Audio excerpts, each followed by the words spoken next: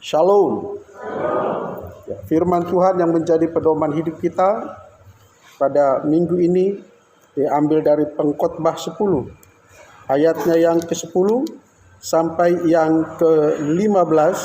Perikop ini agak sejajar atau mirip dengan Mazmur pasal yang pertama, ayat yang pertama sampai yang ke-6 tentang perbandingan.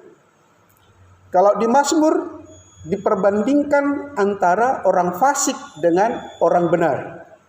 Kalau di sini yang diperbandingkan orang bodoh dengan orang berhikmat. Tapi pada dasarnya sama tujuan, supaya kita menjadi orang benar yang penuh dengan hikmat Tuhan. Dalam perikop ini disampaikan kepada kita, apa kepintaran orang bodoh itu? Kepintaran orang bodoh di sini disampaikan, yang pertama, pandai menyelewengkan kehendak Tuhan. Dalam ayat 2b di situ disampaikan, orang bodoh itu langkahnya serong ke kiri. Itu adalah istilah. Yang di kanan itu adalah Tuhan, yang di kiri itu adalah lawannya Tuhan. Bodoh di sini bukan karena tidak sekolah. Bodoh bukan karena tidak bergelar. Tapi bodoh di sini adalah orang yang tidak punya hikmat surga. Bodoh di sini adalah kepintarannya dari dunia. Maka dia ahli dalam hal menyelewengkan firman Tuhan. Maka jangan heran di zaman sekarang ada gereja memberkati pernikahan sejenis. Ada lembaga oikumene yang mensahkan LGBT, lesbian, apalagi gay, biseksual, dan transgender. Dan mereka adalah tokoh-tokoh gereja, pintar dari sisi logika manusia. Tapi dalam pandangan Tuhan, itulah orang bodoh. Dalam pemazmur, itulah orang fasik. Keahliannya adalah membelokkan kebenaran. Keahlian yang kedua, sangat pandai merendahkan orang lain. Kalau baca itu ayat 3b, apa katanya? Sudah dia yang tersesat, dia yang gak tahu jalan pulang, orang yang dibilang bodoh. Pandai melemparkan kesalahan, pandai melemparkan tanggung jawab. Yang berikutnya, pandai menyombongkan diri, pandai menghebatkan diri. Ya mulu soal dia bu. Kalau ngomong itu keahliannya. Istilahnya orang kita banyak bicara, gak ada kerja. Itulah kepintaran orang bodoh. Bagi dia sudah pintar. Dan bahkan banyak orang terkesima bahwa dia seolah-olah berhasil dengan kepintarannya. Seolah-olah dia dikenan oleh Tuhan karena menggunakan ayat-ayat. Lalu apa bahayanya? Apa bahaya kalau kepintaran orang bodoh ini kita ikuti? Dalam ayat 5 sampai ayat 7 kalau kita baca itu, kesalahan penempatan orang. Panglima jalan kaki, hamba naik kuda. Lihatlah ayat 5 dan 7, coba kita baca. Ada satu kejahatan yang kulihat di bawah matahari, sebagai kehilafan yang berasal dari seorang penguasa. Pada banyak tempat yang tinggi diduduki orang bodoh, sedangkan tempat yang rendah diduduki orang kaya. Aku melihat budak-budak menunggang kuda dan pembesar-pembesar berjalan kaki seperti budak. Dan selanjutnya ada istilah kalau di kita, the right man in the right place. Tempatkanlah orang yang terbaik di posisi yang terbaik. Bagi dia tak berlaku itu. Yang penting ada, yang penting aku bosnya. Siapapun dia gak masalah. Bahayanya adalah kacau. Coba kita lihat, itu menjadi teman perusak. Amsal 18 ayat 9. Orang satu doya. Orang yang bermalas-malas dalam pekerjaannya sudah menjadi saudara dari si perusak. Tadi dia menganggap dia orang yang hebat. Kalau bicara wah kerja nol. Ada istilah NATO. No action, help only, wakata. Nah kalau sudah begini betul, itu kawan bagi si perusak. Bukan kawan untuk membangun. Sebenarnya menegaya kusima, ima donganna. Kenapa? Karena orang-orang seperti ini, orang-orang bodoh yang pintar ini, bicara dulu baru dipikiri. Kerjakan dulu baru dipikiri. Menyesal kemudian. Enom yang penting mangam maju. Coba kita bahas itu. Masih pagi-pagi rajanya sudah makan. Gak ada aturan. Yang penting saya raja. Amsal bilang apa? Batu berat. Pasir juga berat. Tapi lebih berat berteman dengan orang bodoh.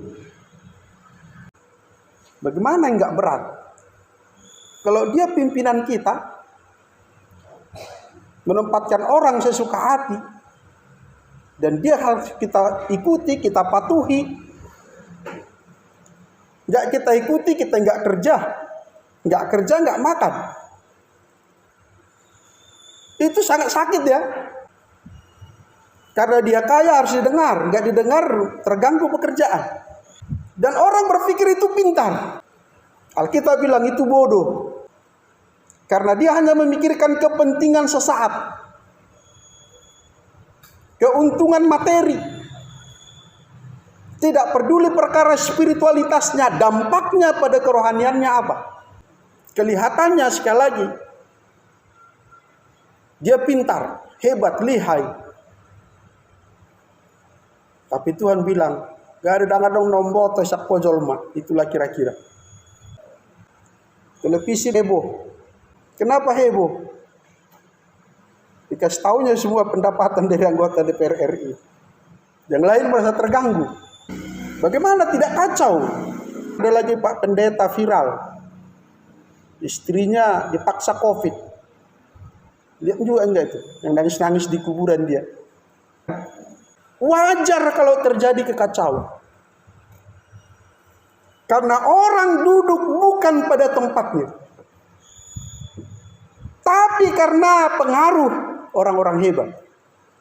Tapi karena namanya populer. Walaupun itu bukan bidangnya. Inilah kekacauan akibat kepintaran orang bodoh. Itu sebabnya ayat ini mengajak kita. Maulah diajar oleh Tuhan. Hiduplah dalam didikan Tuhan. Mazmur 1 ayat 1 sampai 3. Berbahagialah orang yang kesukaannya ialah Taurat Tuhan, yang merenungkannya siang dan malam. Ia seperti pohon yang ditanam di tepi aliran air, yang tidak mengalami kekeringan, yang tidak layu daunnya. Apapun yang diperbuatnya berhasil.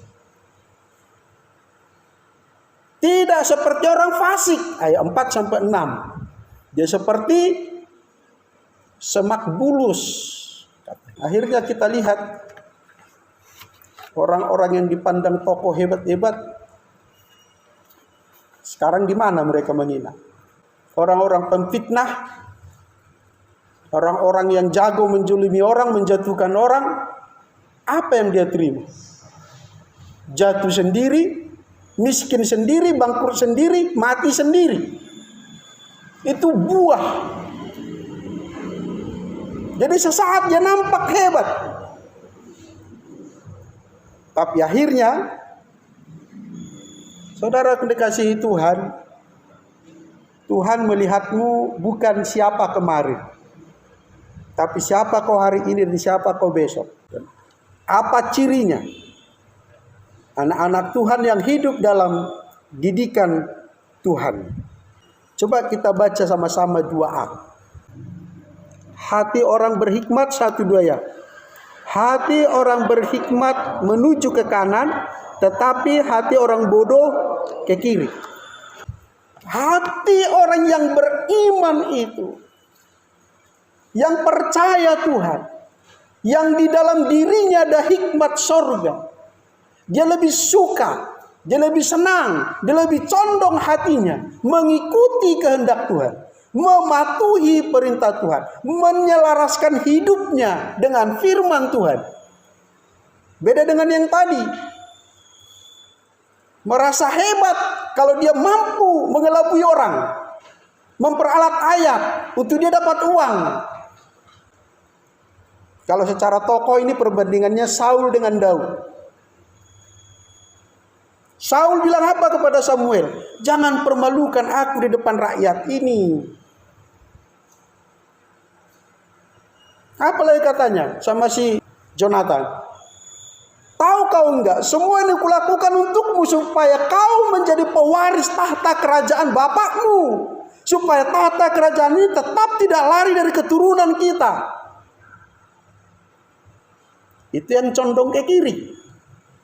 Yang condong ke kanan, Daud bilang apa? Tuhan, ambil semua. Hanya satu yang kumiliki. Jangan ambil rohmu daripada. Sangat berbeda kan? Nah, kalau dilihat dari keuntungan sesaat, orang pasti pilih Saul. Nah, siapa watak Saul?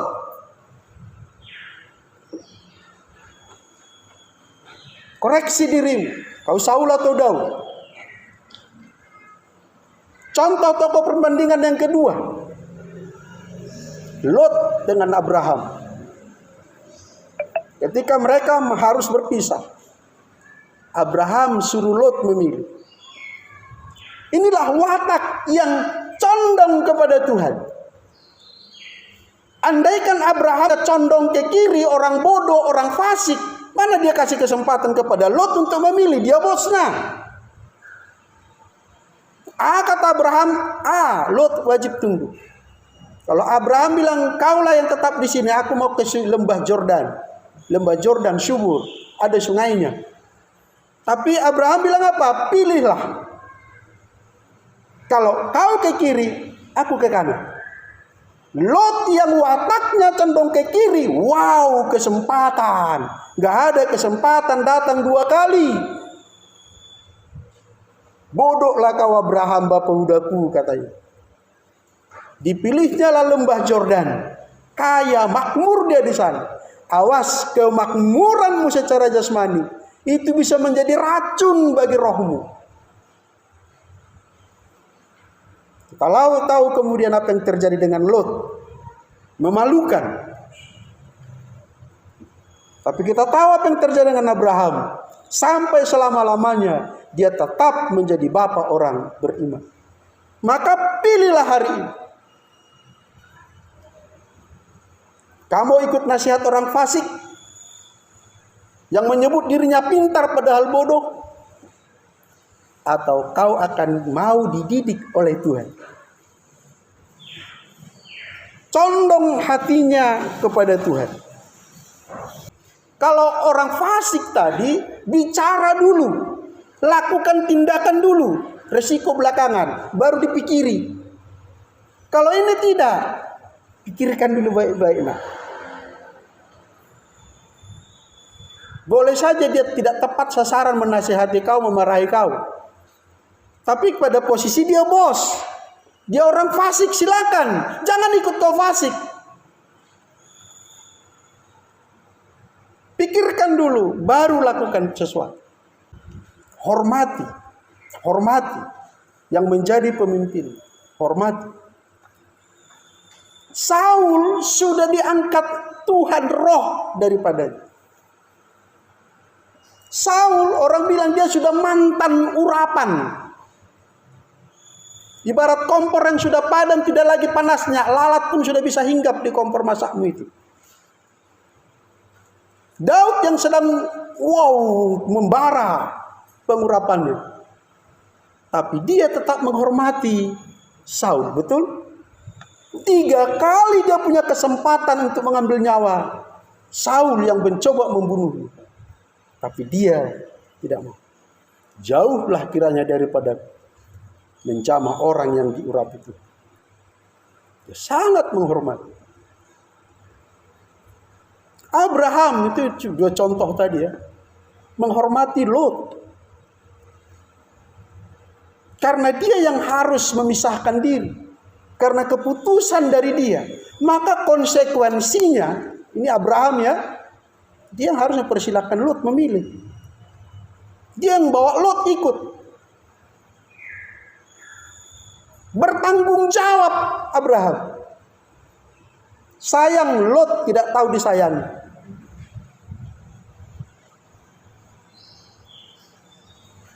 Yang berikutnya, bagaimana ciri orang yang berhikmat, yang mau diajar oleh Tuhan. Ayat 12a. Menarik pembicaraannya. Kalau orang mendengar dia berbicara, terberkati. Mengandung hikmat kata-katanya. Mengandung didikan suaranya. Tidak memancing amarah. Tidak menimbulkan kebencian. Tetapi menimbulkan kedamaian. Sedikit bicara, banyak kerja. Berbeda kalau yang tadi, banyak bicara, gak ada kerja. Maulah dididik oleh Tuhan. Sebenarnya bagaimana dididik oleh Tuhan? Sudah berguru maluannya aku. Sudah sekolah teologinya aku. Bahkan tadi sudah sampai S3 sekolahnya. Itu pelajaran pendidikan akademis. Orang yang berhikmat bukan dari sekolah. Mazmur 1 tadi ya 1 sampai 3. Yang kesukaannya ialah Taurat Tuhan. Yang merenungkannya siang dan malam. Berkali-kali saya sampaikan di kampus kepada mahasiswa, lebih bagus kau tak masuk sekolah teologi ini. Asal kau baca Alkitab itu dengan teratur tiap hari. Daripada kau masuk sini ditanya ayat tak tahu karena kau tak pernah baca. Tapi nanti kau bergelar SPD, STH. Sangat bagus seperti Paulus. Sudahlah kesukaannya merenungkan firman Tuhan siang dan malam. Juga dia mau sekolah. Jadi berimbang spiritual dan logika. Gak timpang dia. Jadi sangat bagus kita lahir baru, merenungkan firman Tuhan, baca Alkitab, sekolah teologi. Jangan bilang sesat yang sekolah teologi. Itulah ciri orang yang berhikmat. Orang yang beriman, yang melahirkan hikmat Tuhan. Dia condong hatinya kepada Tuhan. Condong kepada didikan.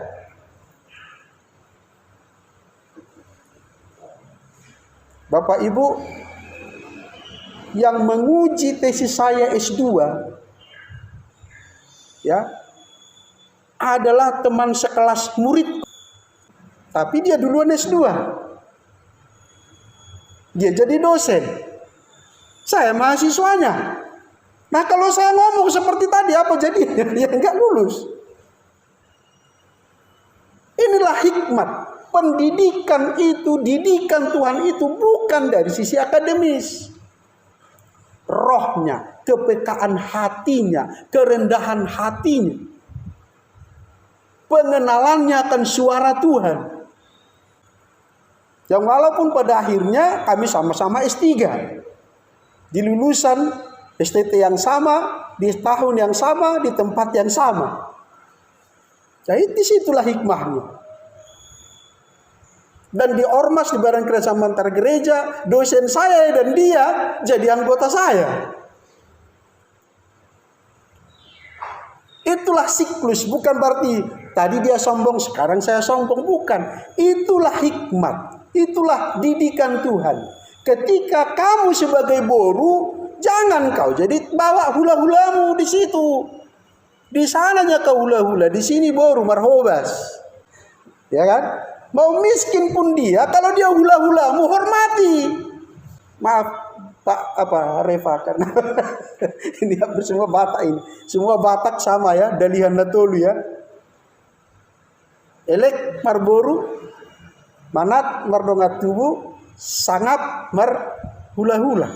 Kalau ini jalan aman dunia ini. Itulah hikmat. Ada waktu kita di atas, ada waktu kita di bawah, ada waktu kita dipimpin, ada waktu kita memimpin. Ada waktu kita dipromosikan, ada waktu kita harus diproses ke bawah. Ini harus kamu sadari. Jangan kan firman Tuhan bilang, ikut Tuhan harus jadi kepala. Aku menetapkan kamu bukan jadi ekor, tapi jadi kepala. Kepala apa? Saya singgung tadi, falsafah orang Batak itu hebat kali. Raja bagi orang Batak bukan karena dia duduk di atas tahta kerajaan. Raja itu adalah kehormatan pola hidupnya. Kalau dalam bahasa Yunani dan Inggris hampir sama makna hikmah ini. Hikmat itu dalam bahasa Yunani sophia, dalam bahasa Inggris wisdom. Artinya sama, kemampuan inteligensia seseorang mengambil keputusan tapi tidak melanggar norma, tetap pada etika yang berlaku. Kalau hikmat dalam bahasa Ibrani hokmah, itu lebih spesifik lagi, kemampuan seorang yang diurapi oleh Tuhan. Ada kata pengurapan di sini. Hanya orang yang diurapi Tuhan yang memiliki. Kemampuan seorang yang diurapi Tuhan untuk memutuskan sesuatu dengan benar dan seadil-adilnya menurut kemauan Tuhan. Itulah hikmat. Oleh sebab itu saudara diberkati oleh Tuhan, jemaat gereja, renungkan kembali. Gak usah ini agak rumit. Karena perikop ini kalau kamu baca lompat-lompat dia, garis benang. Karena sudah bersekolahnya pengkhotbah ini, maka bisa dirunut bahwa benang merah antara ayat 1 sampai habis itu adalah perbandingan orang bodoh dengan orang berhikmat. Tapi intinya ada di Mazmur 1 ayat 1 sampai 3. Berbahagialah. Berbahagialah orang yang kesukaannya ialah Taurat Tuhan dan yang merenungkannya siang dan malam. Ia seperti pohon yang ditanam di tepi aliran air, yang menghasilkan buahnya pada musimnya. Kita anak Tuhan, kalau kau tidak cinta Tuhan, kau sudah mengalami kesalahan yang besar.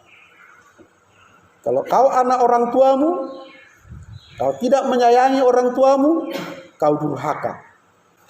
Kalau kau anak orang tuamu, tidak kau ikuti nasihat orang tuamu, kau celaka. Maka demikian juga hari ini. Kita anak Tuhan, kesukaan kita adalah menyelaraskan hidup kita seturut dengan kehendak Tuhan, seturut dengan firman Tuhan. Disitulah nanti kau lihat bagaimana buah hikmat itu. Akibat kita mau dipimpin oleh Tuhan, kita menghasilkan buah yang berkenan kepada Tuhan. Sekalipun dalam ukuran manusia, aido mobilna, sorry do jabuna, itu ukuran manusia, biar aja. Tapi bagi kita, apa pandangan Tuhan terhadapmu dan terhadap saya? Jadi bukan pandangan orang, bukan penilaian orang, tapi carilah penilaian Tuhan. Amin. Mari kita berdoa.